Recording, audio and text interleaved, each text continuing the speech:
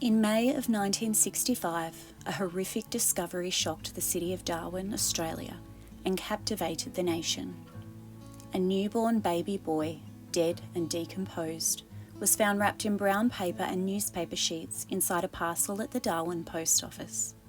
The case, known as the baby in the post or the baby in the mailbag, remains unsolved, leaving unanswered questions about the identity of the child, his mother, and the motives behind the crime.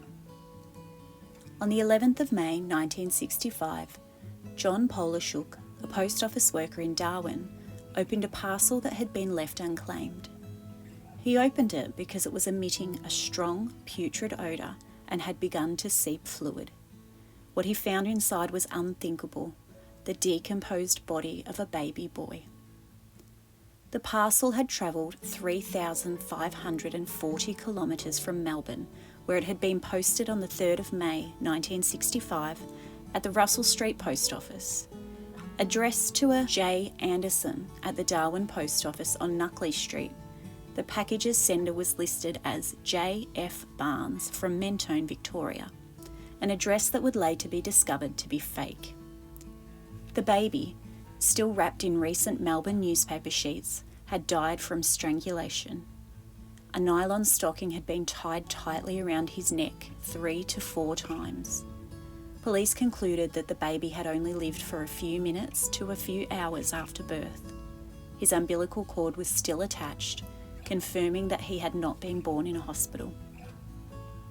With no identification on the baby and no evidence to trace at the time, detectives turned their focus to the intended recipient of the parcel. Several people in Darwin shared the name J. Anderson, but none could be conclusively linked to the case. The baby's mother, father, and the sender of the package remained mysteries. With no leads, the baby was buried in an unmarked grave in Darwin Cemetery. The case faded into obscurity, becoming a tragic and unresolved chapter in Australian history. Over the years, several theories emerged. Did the mother kill the baby from desperation, perhaps suffering from postnatal depression? Was the parcel sent to the father as an act of revenge? Or was the crime the result of an illicit affair, with the husband disposing of the evidence to protect his marriage? Without evidence, the truth remained elusive. In 2023, an episode of The Missing podcast by Manny Karutas ignited public interest. Former police officer Denver Marchant speculated about a connection to Jimmy Anderson, a famous Indigenous AFL player from Darwin.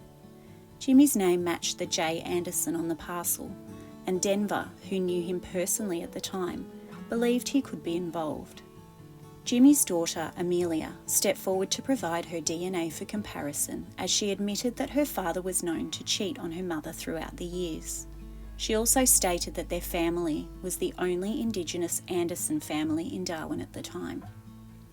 In 2023, the baby's remains were exhumed from the unmarked grave.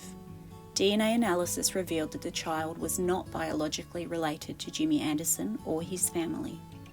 While this ruled out one connection, it left other possibilities open. The baby could have been sent to Anderson by someone who believed the child was his, or the address could have been chosen at random. With advancements in DNA technology and genealogical tracing, investigators hope to finally uncover the identity of the baby and his parents. But as of now, the truth remains out of reach, buried under decades of silence. The Baby in the Post is a story of tragedy and secrecy, a mystery that continues to echo through the decades. Will science and determination finally provide answers, or will the identity of this child and the story behind his death remain forever shrouded in mystery?